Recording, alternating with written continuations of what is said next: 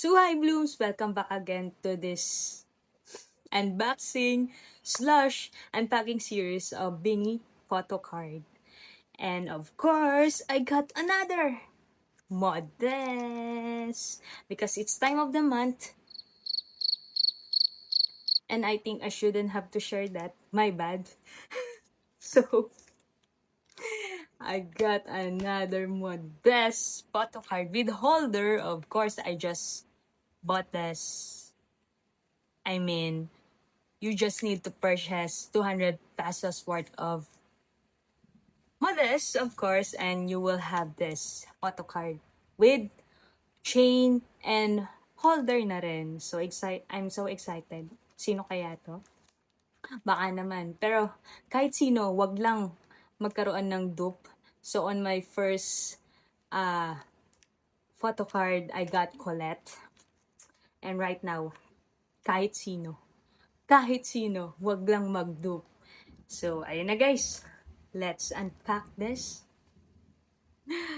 Whew, let's go. Kala ko wala na to. Meron pa pala.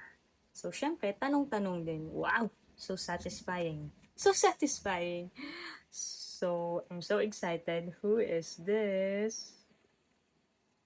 Can you see it? Oh my gosh! It's Master Joe! So, I got Jolette hanggang mag-violet. Come on, guys. So, I got Master Joe. And wow! Napanood ko yung video ni Aya. Natawa ako nung sinabi niyang may emoji na mangga. Parang may gusto kang iparating dun, Aya.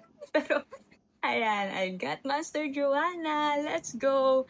So, for the version 2 of photo cards ni Modest, I got Colette.